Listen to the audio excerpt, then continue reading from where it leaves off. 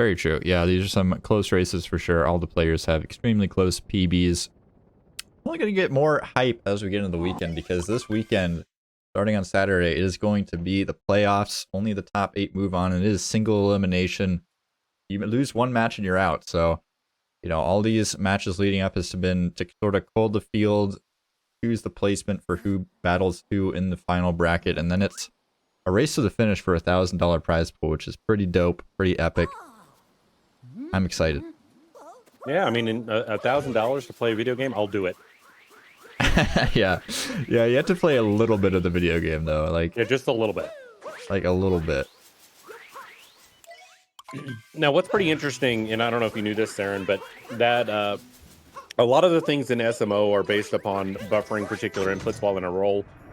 Well, the that cutscene that you just saw just a second ago, you actually have to buffer before the cutscene. There are a lot of cutscenes within the game that you can buffer within, but that for some reason just isn't one of them. It's kind of weird.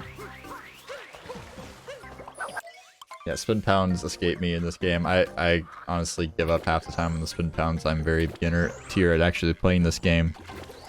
But I actually saw in the chat room, someone is asking if this is the last week. This is the last week of the regular season. So how this event has been working is we've had 11 whole weeks of regular season play where it's round robin, everybody plays each other, and there's a point system. And then the top 8 in the point system move on to the playoffs, single elimination. Kind of like, I don't know if you're a American, you got the American NFL, similar style, but for a few less teams involved. Yeah, because how many people are total in the tournament? 16? 12. Oh, 12. So 4 will be going home.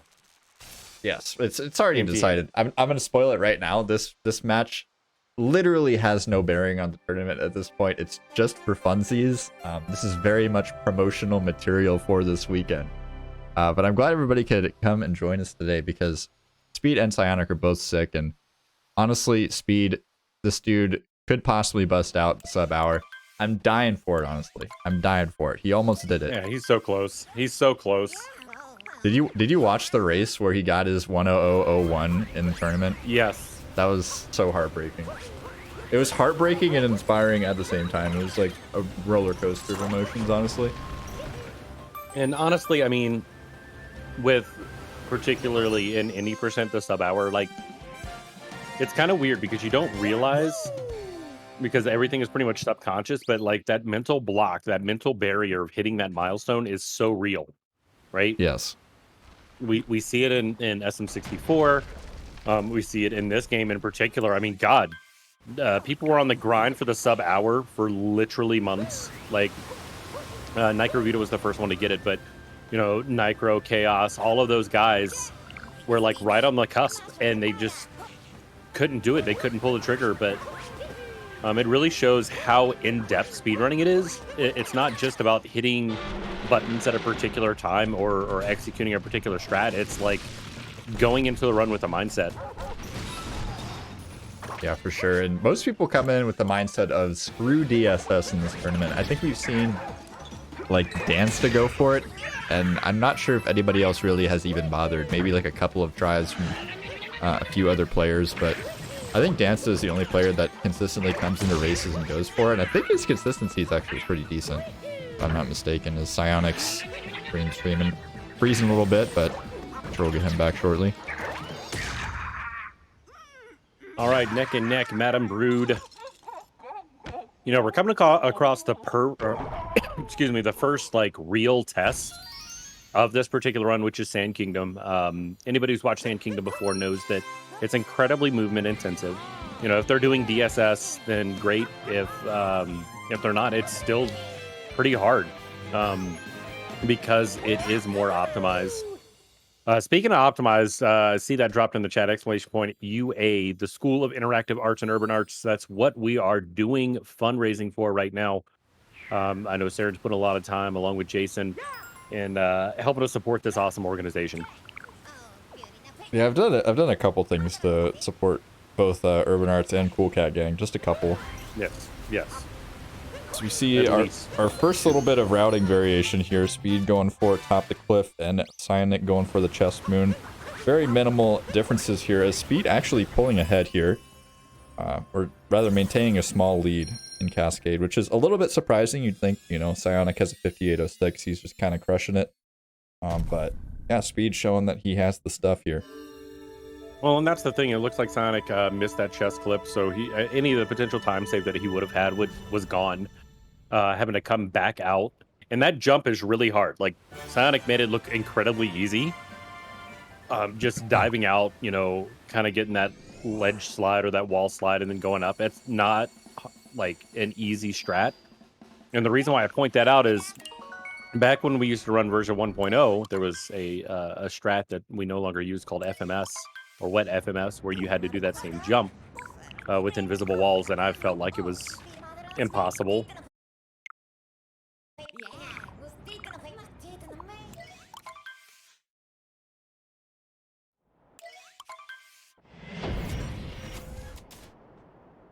As I said earlier, Sand Kingdom, the very first test of SMO speed, knowledge, and gameplay, super optimized to the point like these shakes that Speed and PsioNick are doing right now.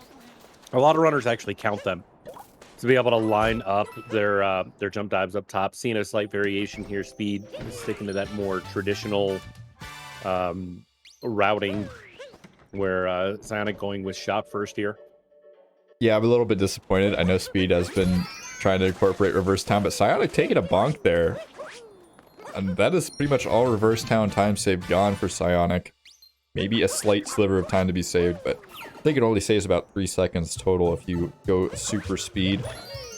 But I gotta ask there, are you up to date with your sand routing? Have you been keeping up with the new happenings? Oh my gosh, these bonks. Yes, 100%. You know, watching this kingdom evolve over time is really cool. Like, things that people speculated about before are now like becoming reality. Specifically within Sand and a couple of other kingdoms as well. And that just shows like how young SMO is as a speed game overall, right? Yeah, it's definitely got some more tricks up its sleeve. I gotta say, we're finding new stuff pretty frequently, and not like super sizable, but you know, when you're on the grind for saving like frames or seconds, when you get a 5-second time save just like thrown into the routing, it's pretty nice to pick up. You see Speed going for the bullet bill jam first, PsioNick second. And I mean, a perfect example of that is shown in Luncheon Kingdom. You know, for almost 2 years, we speculated that the Spirit was a thing, that we could find a way to make it work. And now it's a thing. It's people are incorporating it into the runs pretty consistently.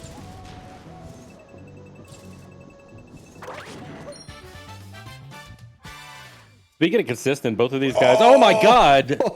Oh no! Speed. Not only. Oh my god.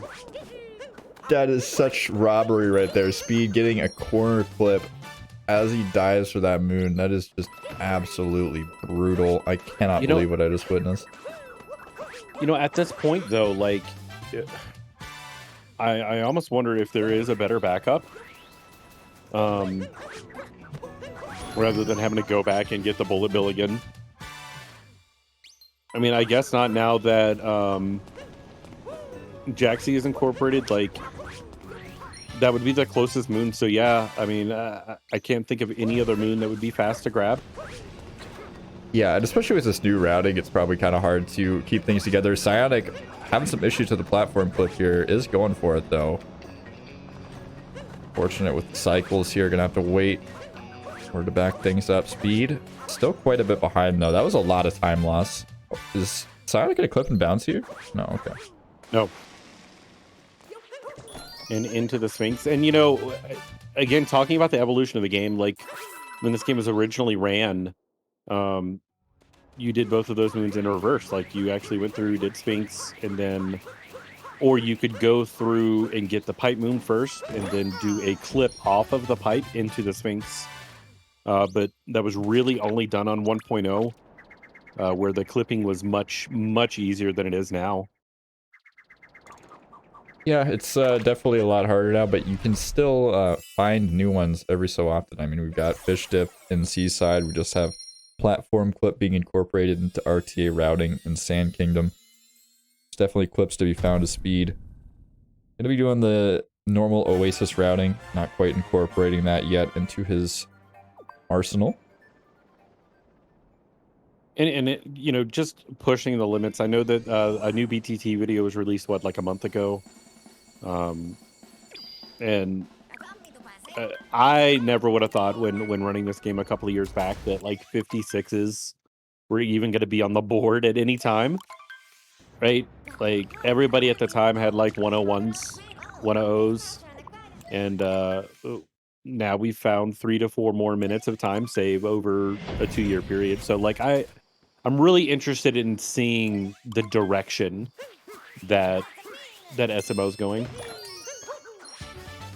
I mean, especially Lake. Lake was one of those kingdoms in the beginning that was almost like the kingdom that you just kind of did, right?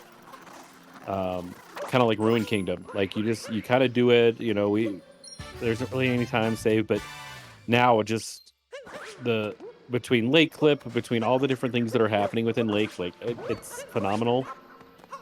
Yeah, I don't know. I feel like Lake's probably one of the more tame kingdoms. I mean, outside of Lake Clip, there's not a whole lot going on, and I feel like most high-level runners are pretty comfortable with Lake Clip at this point. Like, it used to be like, oh my gosh, how many times is Stravos gonna miss Lake Clip coming up here? This could be a huge time save, and then they just like immediately now just like clip through the wall. It's kind of crazy. Exactly. You know, and the fact that like way back when they're like, nope, Lake Click can only be done on Joy-Cons. Only. And like you'd have people doing like an SM64 like controller switch. What? Yes, no joke. I did not know this. Yeah, so basically they would my God. In the cutscene between Sand and Lake, they would actually go in and switch controllers from a Procon to Joy-Cons to attempt Lake Clip, and then at the end go back to a Procon. It was crazy. It reminded me of SM64 Bowser throws. How do you even do that fast? I feel like it would take me way more than the time save on Lake Clip just to skip, like, switch the controllers.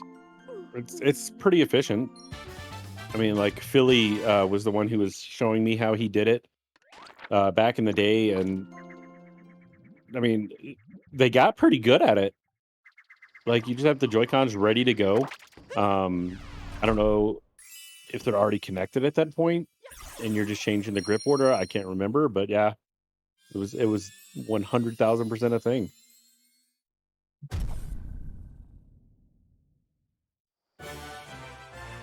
Speaking of doing a thing, leaving Lake Kingdom here, pretty tame. Like I'd agree with you saying pretty tame. Yeah, especially compared with Wooded coming up, it's a little bit of a different beast. Wooded is one of those kingdoms that just, I don't know. I remember learning the routing and like, oh my God, how did Small Ant even come close to that time? Like, I just felt like I was doing the same movement and everything, but there's so many things that can happen within Wooded. Like, I mean, just deep wooding. Yeah, and when you're comparing to like top level movement, especially, like I was rewatching a VOD from Stravos versus Tyrone a couple weeks ago, and literally Tyrone overtakes Stravos. Stravos is a god in his own right? But Tyrone is obviously world record holder, kind of in a league of his own. Like literally from the like rabbit to the moon or the wooded shop, like made up like 2 seconds. Like it was like actually disgusting. Like it's crazy how just having like super optimal lines and like spin pounding at the right times and just everything optimally is so important. Yeah, I mean, shout outs to Blue Bob in the SM64 community, because I mean it's true. Like, yeah, strats are gonna save you time. Cool, great, but like how you move the character around the screen is really, honest to God, what makes the difference. You know, that's why you know, you can focus on doing a particular strat. Like, Up. Okay, got it. Like nut clip, right?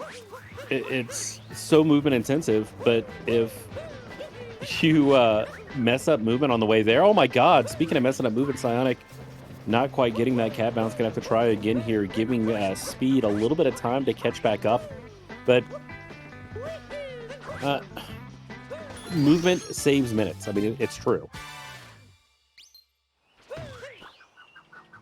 Yeah, and I think. Speaking of that, I've been watching this really solid OOT runner called Ren playing Mario 64. They just recently picked it up to 16 star, and they're top 10 in Defeat Gan, which is like a super contested category if you don't know. There's thousands of running on the leaderboard, so to be top 10, you got to know your stuff. You got to grind really hard.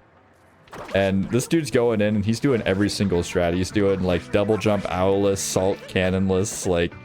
Jesus. Moving left side in the sky, like this like single spin Bowser throws, like literally every super hard strat. And part of me wants to tell him, like, you know, just go easy on yourself, you know, try to get that PB down. But I know that like he knows that those strats aren't saving him time, right? Like not yet, but right, it's not necessarily bad to learn those strats early on, because it does take time to get them into your like repertoire. You gotta grind them a few times in the runs and, you know, get the movement down first. Yeah, I'd agree with that. I mean, like, you know, for me personally, it depends on what your goals are, right? So if your goal is to race that particular category versus just, you know, getting a PB, lowering that time, I would recommend going and learning like all of the base strats, all of the intermediate strats, like learn them all and try to become consistent at almost all of them, because, you know, in a race, you can't just reset. You know, so knowing and having those backups of, okay, what do I do? And you just spring into action. That muscle memory just like kicks into play, you know? I don't know. I'm kind of in the middle with that, you know, because learning the, like you said, learning the super hard strats is there can be an advantage, right? Yeah, I mean, there's no one right way to play the game. There's definitely like different ways you can approach it, I guess is what I'm trying to say. Like, I wouldn't suggest everybody shows up and like learn Spiritless Luncheon immediately, but it is possible to go for some crazy strats starting out. Like, you can do it. It is possible. Probably not suggestible, but. And the SMO community is really good about like separating out particular strats. The reason why I say that is if you go on speedrun.com, go and look at the resources, they compare all of the different strats by time, so you can make that judgment call yourself. Okay, so like, do I want to risk this, you know, high risk, low reward strat right now, or, you know, do I want to focus on just getting the movement down? Wooded Kingdom's a prime example. Oh my gosh, I don't know if you remember. You remember when I think it was Easy Escape came and basically bet cheese to get a sub 110 in SM64. I'm sorry, in SMO, and it was like $1,000 or something. And Chaos Pringle was telling Cheese, "Hey, do the warped route and Wooded," and everybody's like, no, it doesn't save time, well, come to find out, it does save time over doing this ridiculous climb. Yeah, it's way easier. Yeah, exactly. So, you know, things change. If you're looking to just start out in this game, I do recommend doing your research and timing it out yourself, right?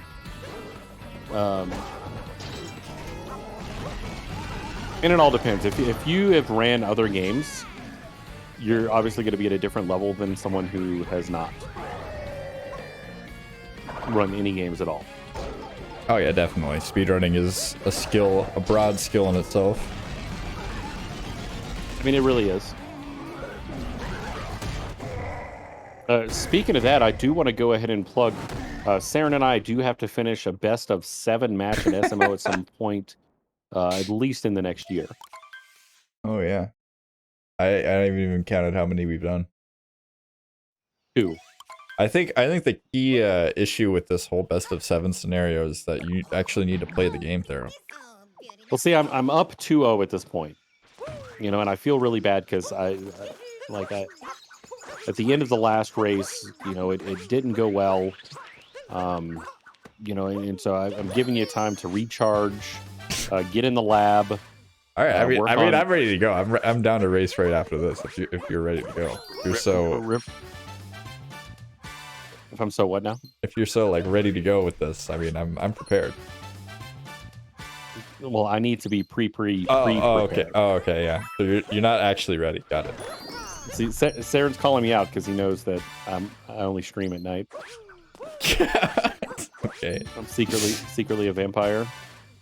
Anti-day stream. Regardless, this is Lost Kingdom. If you didn't know, the kingdom that is shaped like 4 tacos, or some might say a palm tree. But I think it's shaped more like tacos.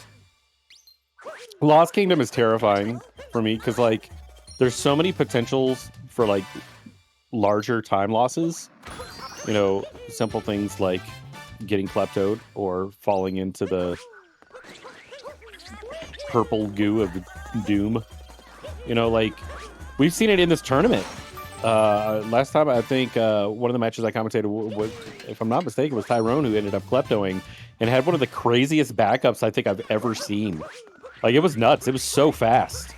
Yeah, that was, if there was any match that Tyrone was going to drop in the regular season, it was that one versus Stravos, and got kleptoed and lost, like, among other things. Yes. That was like the king could finally fall moment. Unfortunately, Strav wasn't able to catch it out. But that was that was probably one of the fastest backups that I've ever seen.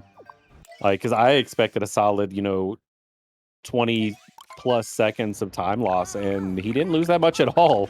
It's nuts.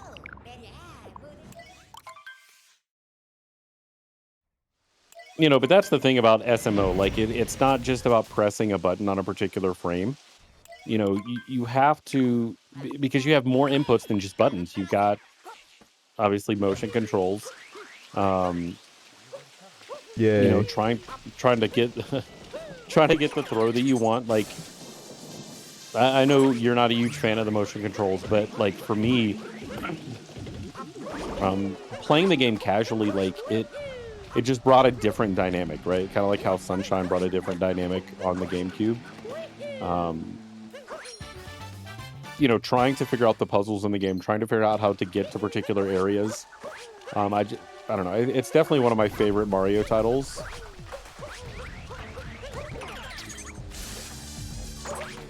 Yeah, it's definitely up there. I would put it probably as my second favorite 3D platformer in the Mario series.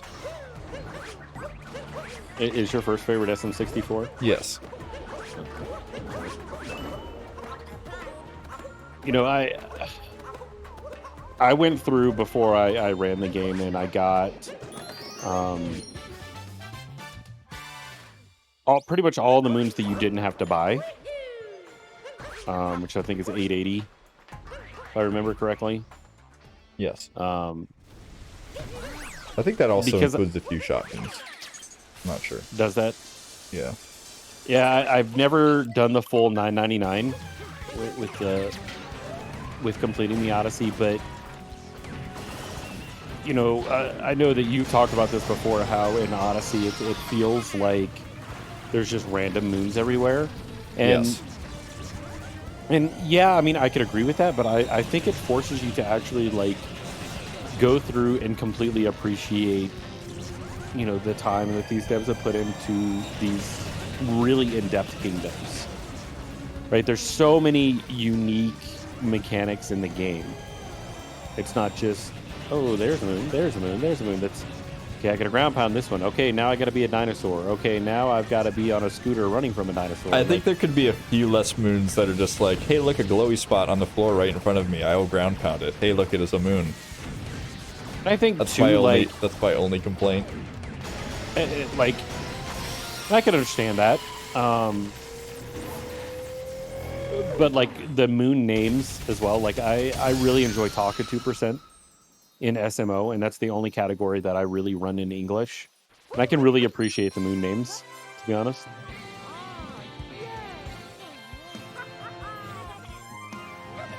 The moon names are pretty good.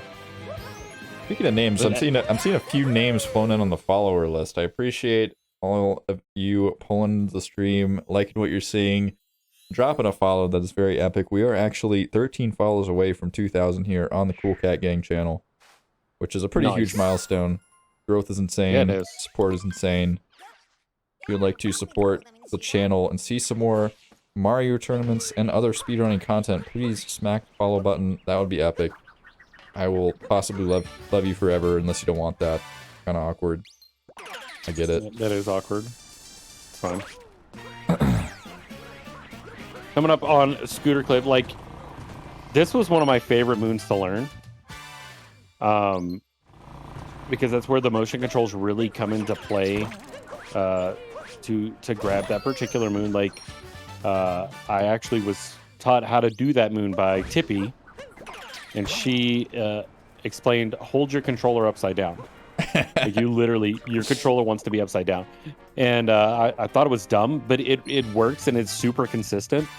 You know, it's not something you're going to see top level runners use, but it really gets you to, like, understand how far you have to go when moving the controller.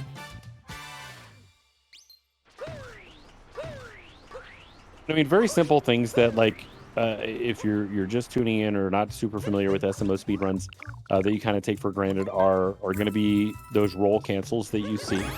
So we just saw PsioNick go through that girder while he was rolling, and it looked like he paused for a second and went like a 45-degree angle to the right. And that's just that roll cancel. That's that timing, which is not an easy thing.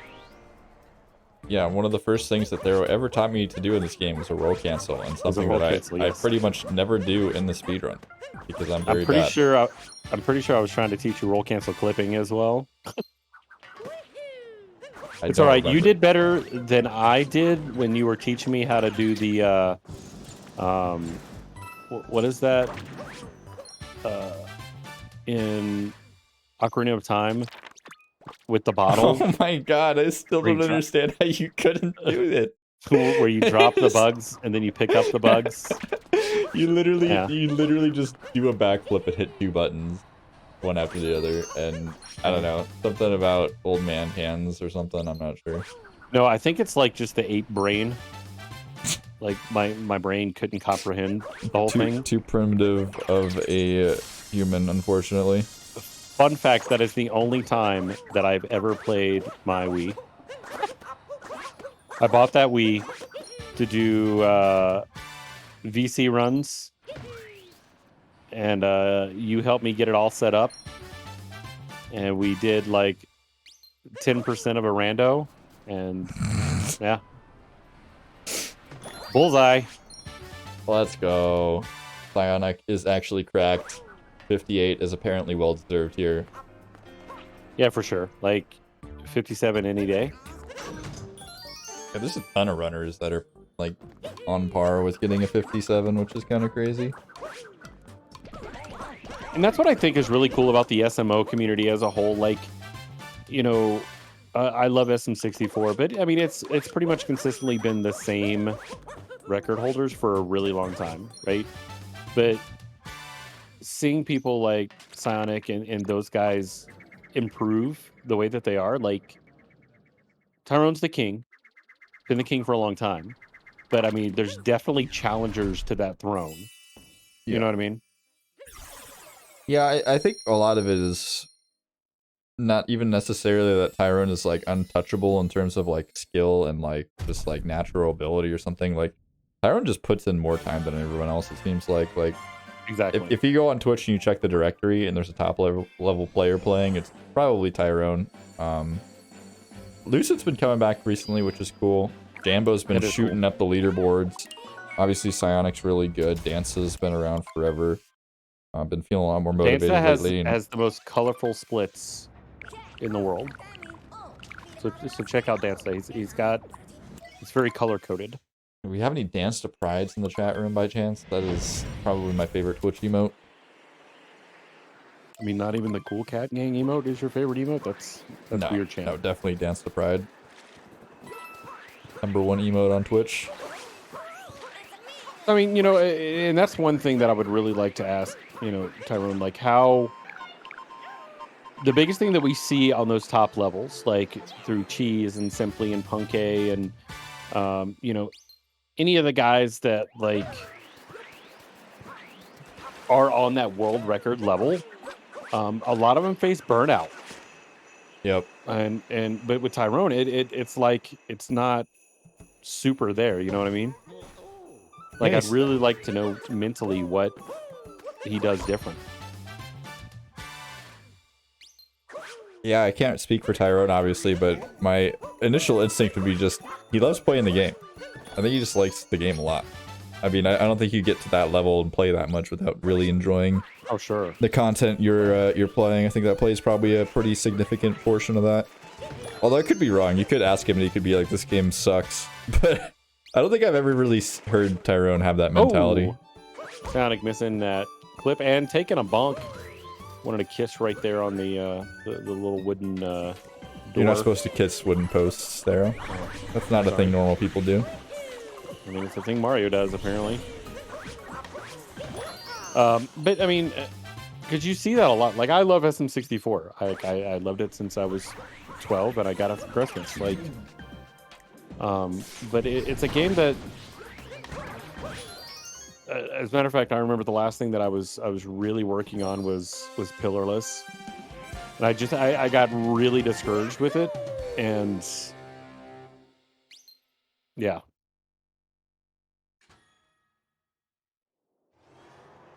Okay, speed going down. One of the categories that I really enjoy in SMO, and I think that if the category wasn't as long, people would run it, but that's Darker Side, because you really do get to see a lot more of the game. You know, you enter each kingdom twice. You know, going back, you get 500 moons total. Right? Dark Side super frustrated me. Like, I felt like Dark Side was way harder than Darker Side. Really? Yeah. Huh. Like, I'm not talking about as a run, but I'm talking about like the individual segment of going through all 4 brutals in low gravity, and if you die, you have to completely start over at the beginning. Like Darker Side, I felt like gave you more opportunities because you just had to learn where the heals were. You had to, I mean, yeah, if you died, you had to start back over, but... And of course, in the actual Darker Side run, we skipped most of Darker Side. I was going for like a sub 4 hour, I think I was at like 4 hours and 5 minutes when I stopped running Darker Side. But it's a really cool category. One that I don't think I could ever get Saremu to run. Why? I don't know. I think the first step to convincing me to run a speed game or a category is convince yourself to run it, because I'm probably not going to believe you if you really enjoy the speedrun category if you're not actively playing the speedrun category for the last 2 years. How do you know? How do you know?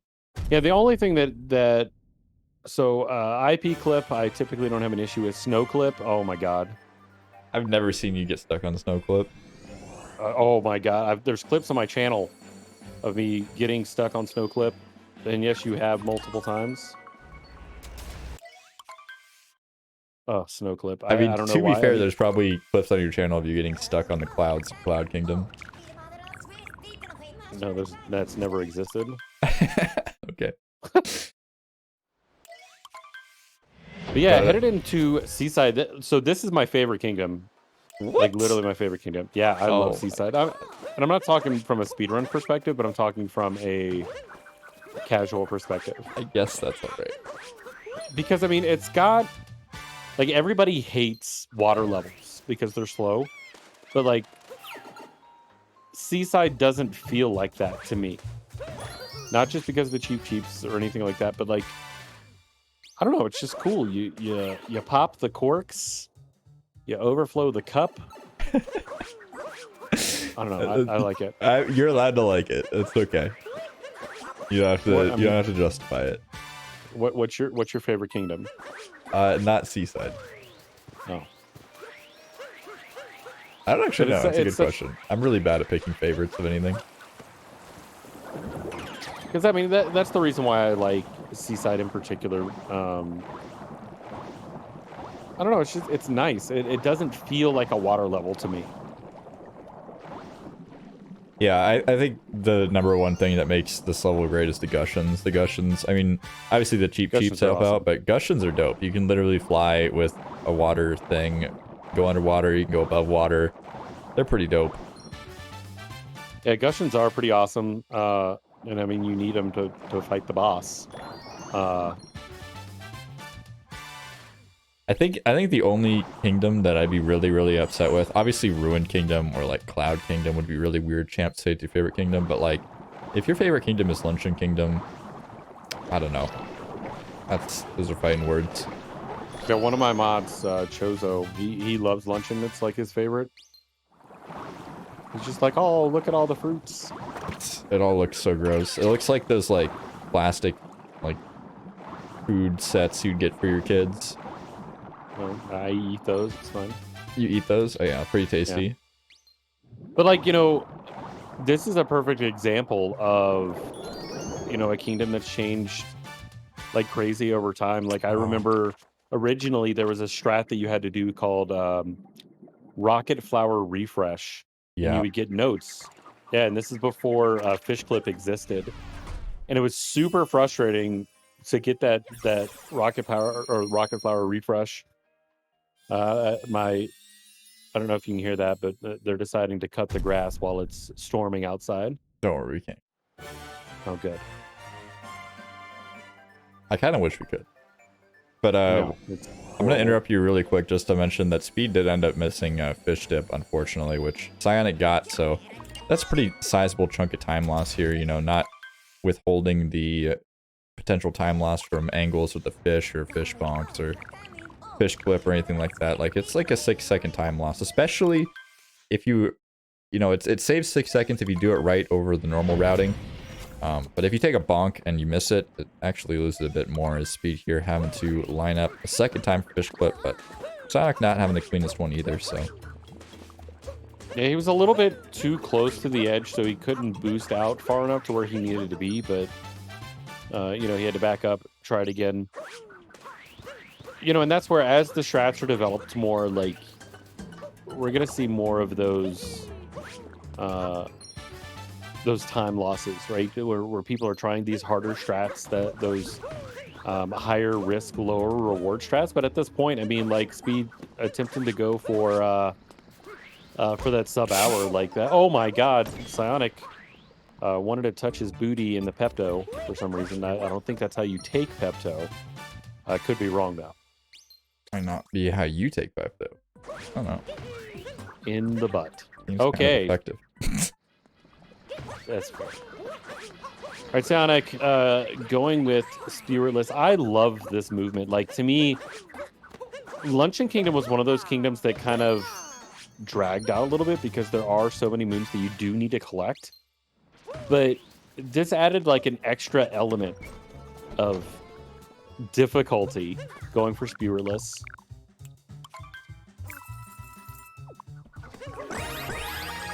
Yeah, Spirit Skip is definitely a part of Spiritless, but the routing coming after it is...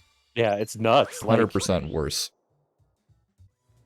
Like, it's crazy. And for those of you that don't know, basically what happens is you skip. There's a Spirit fight that we're about to see Speed go up towards.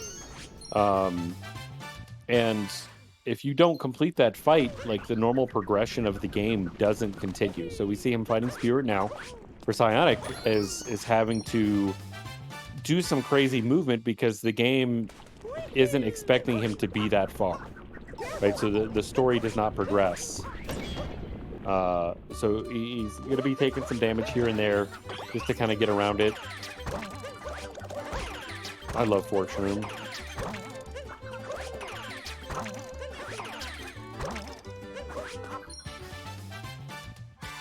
And just like that, Forks Room started, Forks Room ended, Speed getting that story moon from Spewert. Yeah, it's just nuts. You know, the difference in routing in Luncheon between fighting Spewert and not fighting Spewert. You know, having to incorporate some of those trick jumping strats just to be able to get up here. Normally, you know, at this point, we would see you go and you get the cheese blocks, and then you just continue on. But again, the game doesn't know where you are. Okay. Sonic grabbing the white turnip by accident.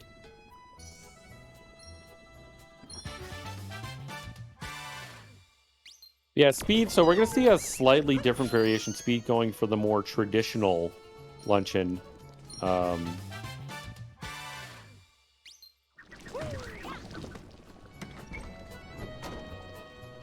mean, and I think that as Speed continues to push down that sub hour, we're going to see more of those strats incorporated. However, like there's no reason not to fight Spewert for his particular time. You know what I mean? PsioNick getting that shot moon. Gonna be grabbing this moon in the crate, the one that Speed just grabbed. The difference is Speed's got a little way to go. Imagine Luncheon not being your favorite kingdom. All right, look. Chat revolting. I don't have to imagine that. Chat revolting.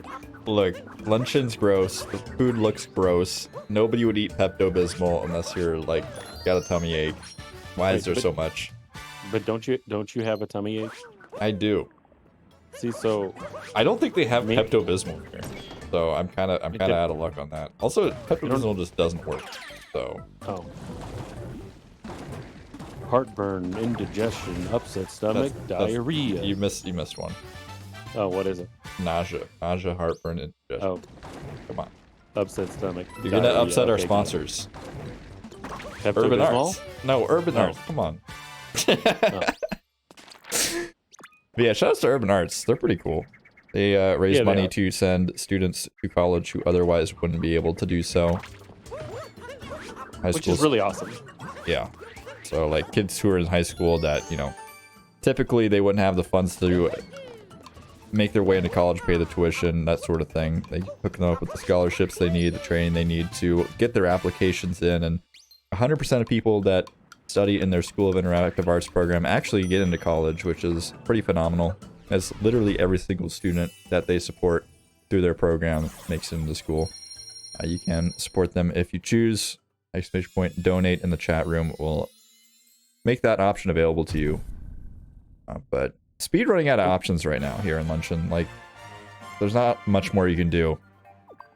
No. I mean, especially having to go through these animations of grabbing these story moons. It's just, it's time. Yep. But yeah, back to Urban Arts. I just learned something about Urban Arts recently, is that a lot of their people who teach in their programs are former students, and I think that's really awesome. You know, so you know you're a part of a good organization when the people that attend and partake in the organization want to come back and support it, you know, even after they're out of college or after they're out of the program, and I think that's awesome. What is really not awesome is this kingdom.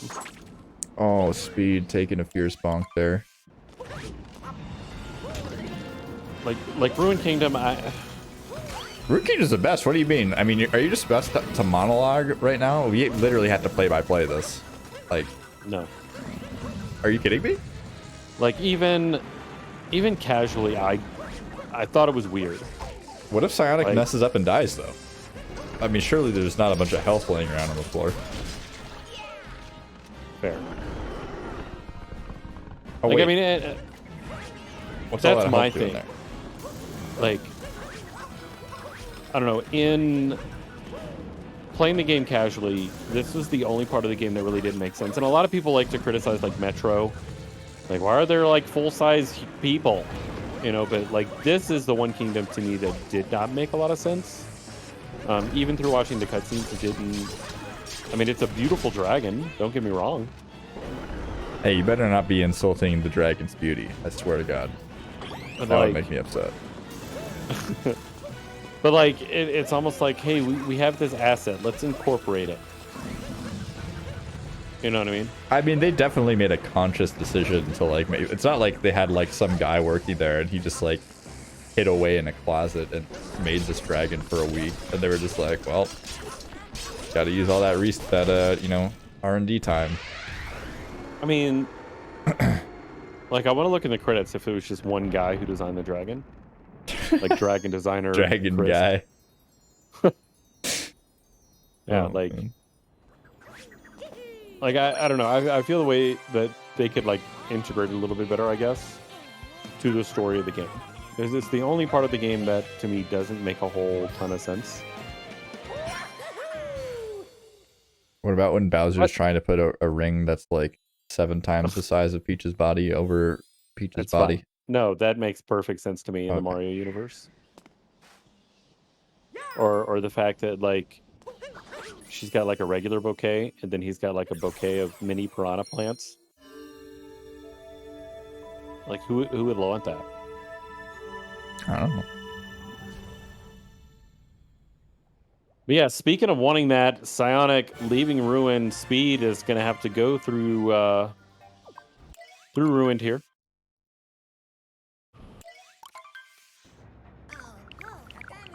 Getting up towards the end of the run, only looks like 12 minutes to PsioNick's PB here. PsioNick, you know, hasn't really made a ton of mistakes. It's just been a lot of bonks for some reason.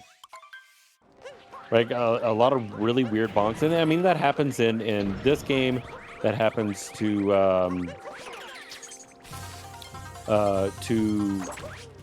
Super Mario 64 runners. Like, as you increase that speed, you're going to start making those, like, slight input errors, and it happens a lot.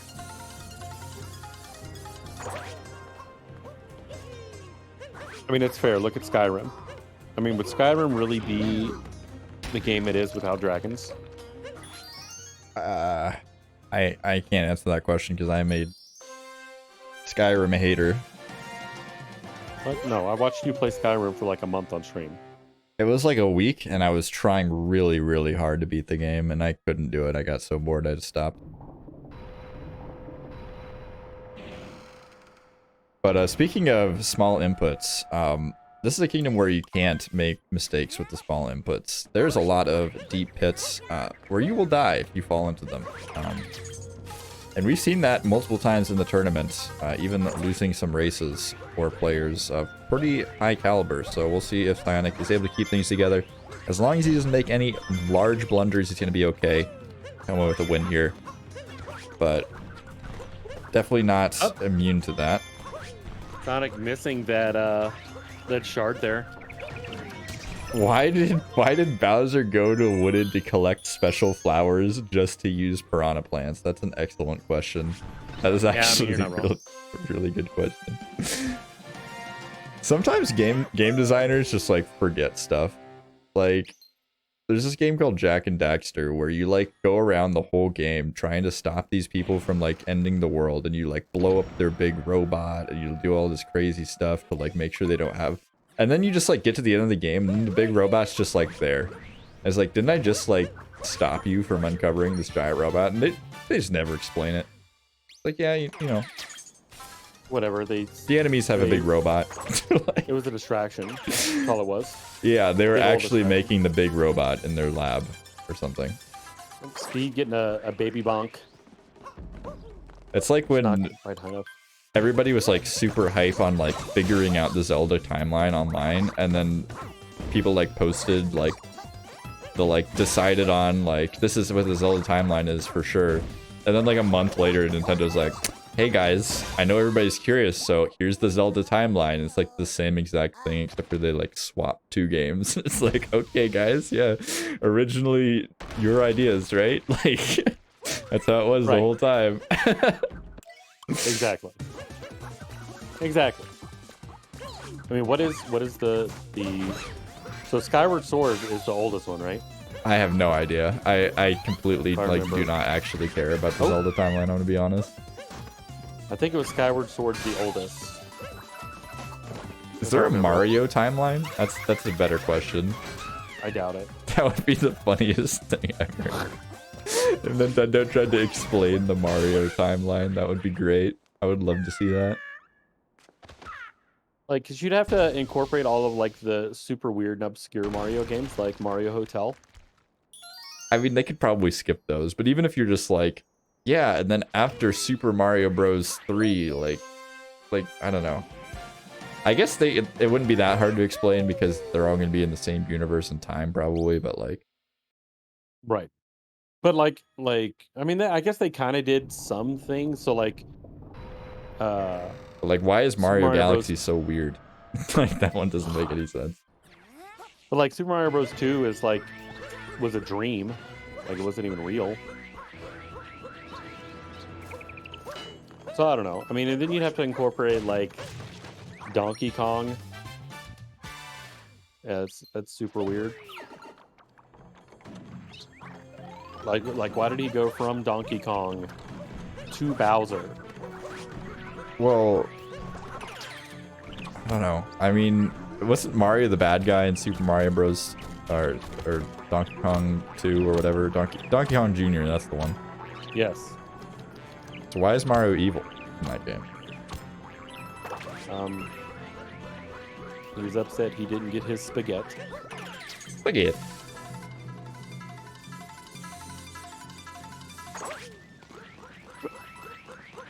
So yeah, speaking of spaghetti, well, actually non-spaghetti. Did you make PsioNick. spaghetti for me?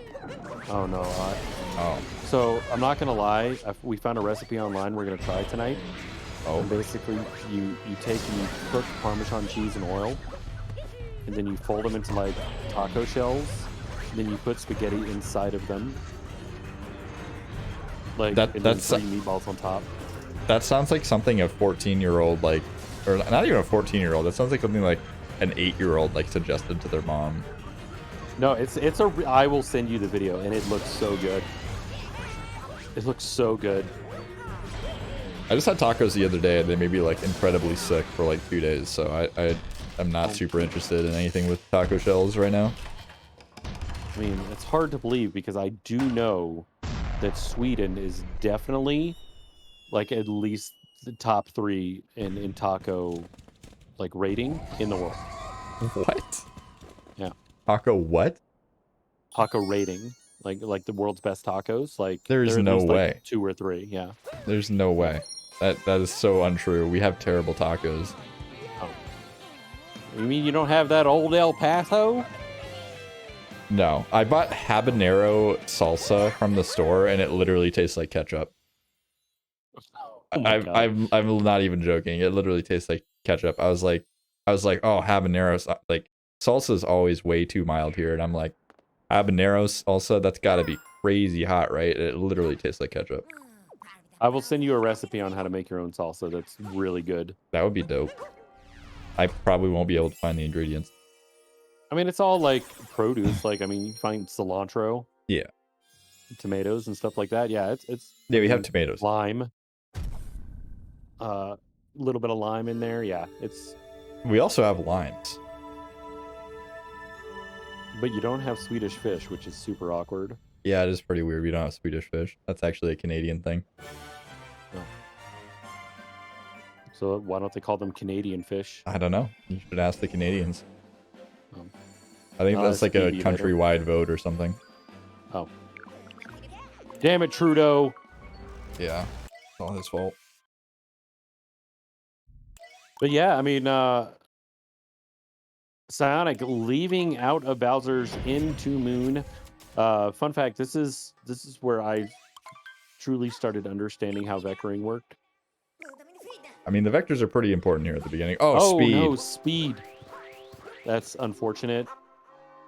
Yeah, I don't even see exactly what happened, like why he slipped off. he missed TA. But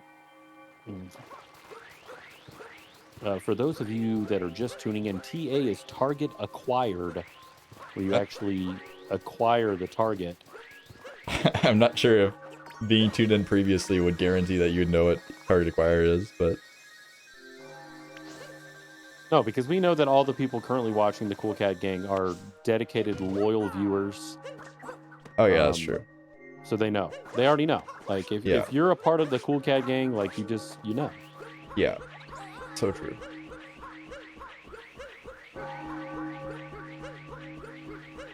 But yeah, you know, speaking of making like homemade stuff, we've moved towards like rather than buying things. Okay, Psionic kissing the door a little bit for good luck.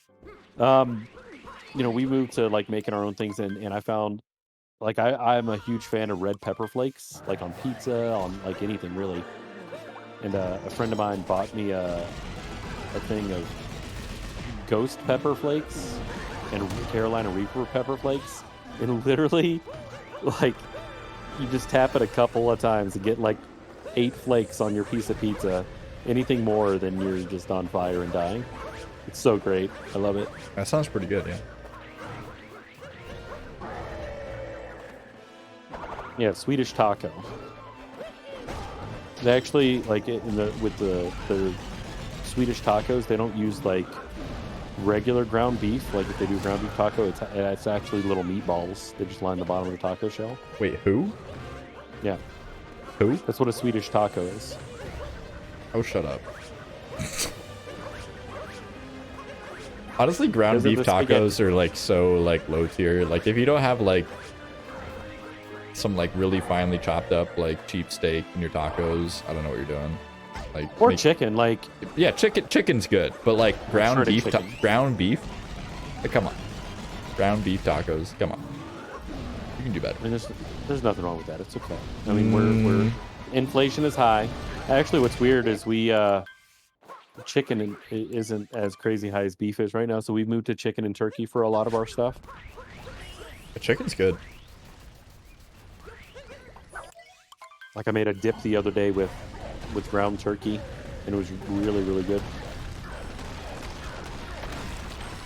What else is really, really good? The escape here from Psionic. Hopefully, he just has to run in a straight line. I would really hope that this goes well. Nope, he's got a punch right there. I still want Bowser vectoring. I'm gonna keep saying it until someone like tries it so hard it becomes reality. I want to see Bowser vectors. Come on, it's got to be real. My brain says it should be real. The last time that you said something like this, you were pause buffering BLJs, and then like a month later, it was on Twitter. I mean, it was on Twitter beforehand, just everybody thought I was stupid. But anyways, moving on from my past failures. Speed entering the cathedral as Psionic is about to enter the cat jam sequence. I think this one is all but over. Unless Psionic manages to take a couple of deaths here in the cat jam room, but I still expect some jams from the chat room. Please, cat jam gang, show up. I do not want to see Pepe D win. Saren, you have a viewer that lives in the same country as you. That's scary. I didn't know anyone else lived in this country. Thought I was Only alone. Saren lives in Sweden. Swedish. There are the cat jams. There are the Costanza jams. Very cool stuff. What is cat jam? It is only the #1 emoji on Twitch, outside of the cool cat, of course. You just call it an emoji. Yes, an emoji. I thought that was like the stupid faces that Apple came up with. Yes, they're the same thing. Oh. But either way, So, yes. Psionic gonna be wrapping up things here with a 58-56. That is crazy. That is cool. I am very proud of my boy Psionic. 58-56. I mean, honestly, with speed, you know, The prep. What? Or you just like ended the stream immediately? oh, rip. That's fine. So with speed, like I'm really excited for him because he's right on the cusp of getting that sub-hour time. Dude, I'm so which ready. is a massive milestone. Like it's a huge milestone. Like I don't know. I know you were kind of around during the original sub-hour grind, but like that was a super emotional time, right? It was I don't know. I can't describe it. So like I understand that mental block, but speed like literally any day now. It's gonna happen. Don't change strats. Don't do something new. Just do what you're doing and keep doing it over and over. Oh, he's changed the strats. Yeah, I know. But like, I'm just saying, he's not following your instructions. He's learning reverse down. He's leveling up his gameplay for sure, which I can respect. You know, he's not like blindly like dead set on getting the sub hour. He's like, sub hour is just the first step, which is pretty epic. Do you remember when I was going for sub hour and 70 star?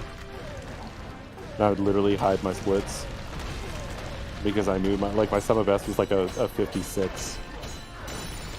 Yeah, I still wasn't getting sub hour. Turns out that not resetting the game is gonna make it easier to get the time you want. But speed here, entering the cat jam sequence. Cat jam round 2. Gonna be rounding off things with the 101 here, most likely, unless tragedy strikes. But I think speed's got it. This dude knows how to game. And I'm sad we're not gonna see any speed in the playoffs, but this dude played hard for sure. Yeah, he did. I mean, it goes to show like how much time and dedication each of these runners in the league has put into their craft.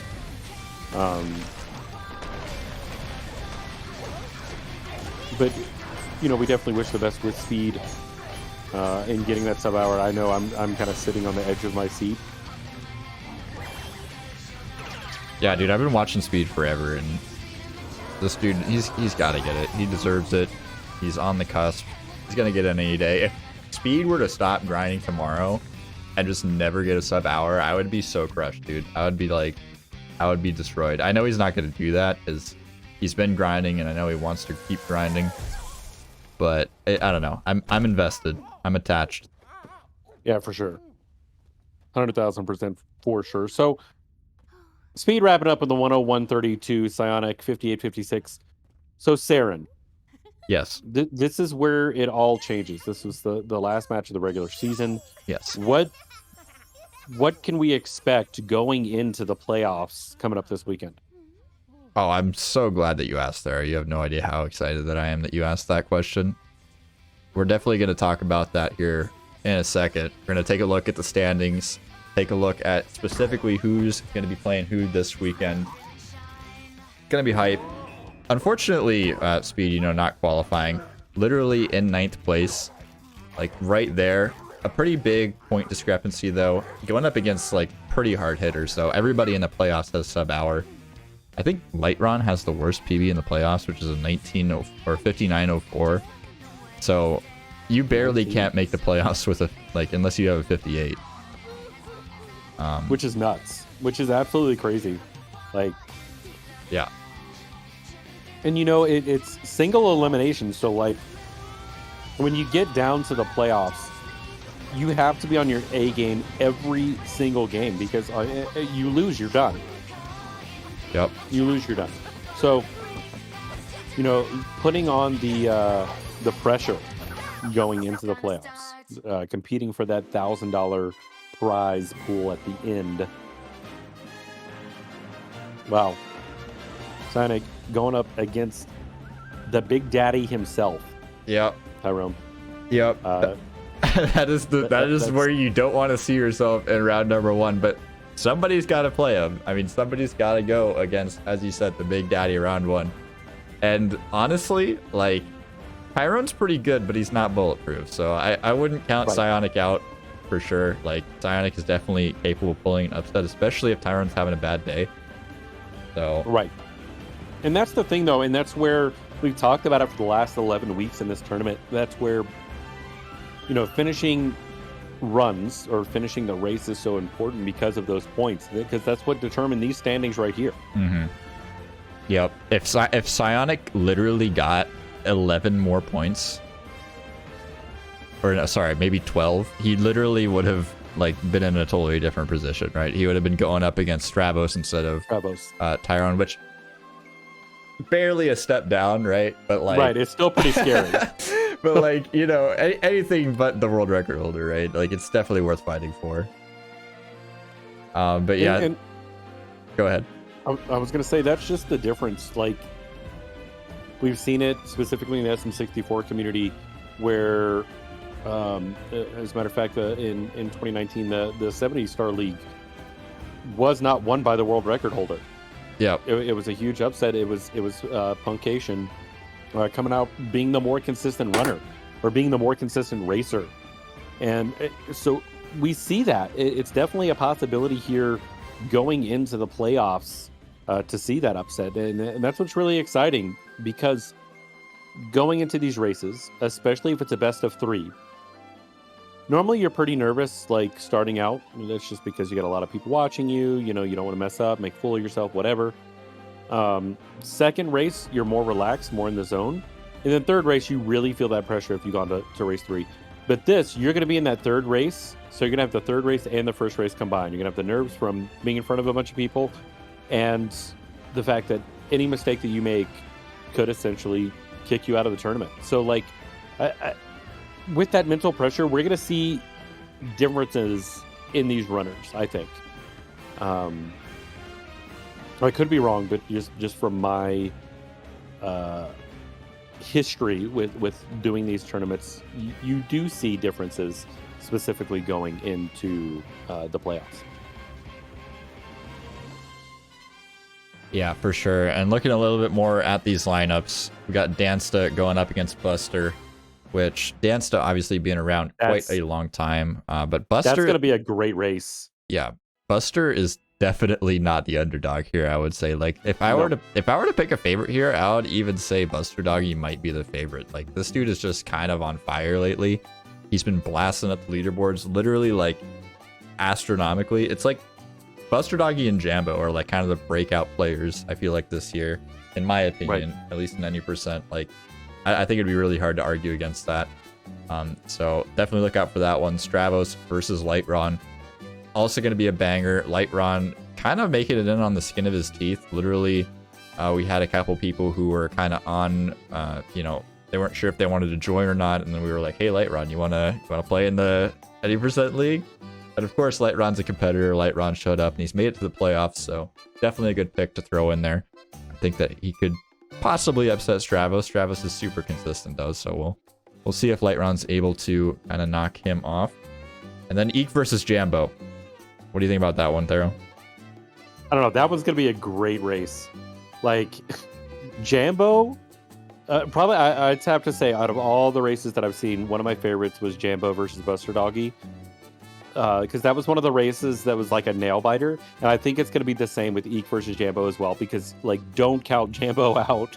Mm-hmm. I don't know. All 4 of these races are just, like, beyond phenomenal. Yep. Right, we're down to the nitty gritty. Like, I wish there was a version of fantasy football, but like fantasy SMO, where you could like pick and put points and do your own brackets and stuff. Like, it would be really hard for me to pick a winner right this second. It'd be really, really hard. I think you can do predictions. I'm not sure. Yeah, because if we can, that'd be great. But like I said, I think it would be hard because, yeah, Tyrone's the world record holder, but there's so many good runners in the playoffs. Like, low-key, Buster Doggy is one of my favorites. Jambo is one of my favorites. Stravos is just a beast. Like, Stravos versus Tyrone again. Like, I don't even care if I'm at work. I'll still watch that race. Because that, like, I'm just really excited going into the playoffs with this group of people. Yeah. It's going to be a good time. I am excited. There's not much left in this tournament. It is single elimination here in the playoffs. I believe the semifinals are best of 3 as well, but don't quote me on that. I'll have to double check what we put in the rules. Me and Dansta bickered about it quite a bit. Because obviously, you know, it's really easy to be like, man, this finals are going to be best of 5, and there's going to be all the playoffs going to be best of 3, but you got to be reasonable with what you expect out of the players. Right, production team and all that. Like, especially when what I just talked about, when you've got that mentality of, God, I've got to do 3 of these back to back, possibly. Yeah. Up, and I get the hiccups again. That's okay. Yeah, we're getting ready to wrap up anyways. So shout outs to Theros Hiccups, shout outs to Urban Arts for putting on this whole thing, throwing up the $1,000 prize pool, and shout outs for everybody chilling in the chat room. Appreciate you. Make sure you drop a follow on the channel if you don't already to keep up with all the league matches starting this Saturday, and we will see you then. We got a little promo video thrown together by Duckable. We're gonna watch that. I'm gonna be posting a link to the tweet and chat. If you guys could jump over to Twitter and retweet that, get the word out, post it wherever, that would be hugely appreciated. We would appreciate it. Thero, got any final words, any final hype, exciting moments to share with us? All I'm saying is if you're not back here this weekend, you're missing out. You know, I unfortunately have to work for a lot of these, so I will be lurking in the background performing my modly duties. But other than that, like, be there, because this is gonna be the spot to be this weekend for like the non-stop speedrunning content for sure. Epic. All right, we will see you there, and we will see you next time on Saturday. Later. Later.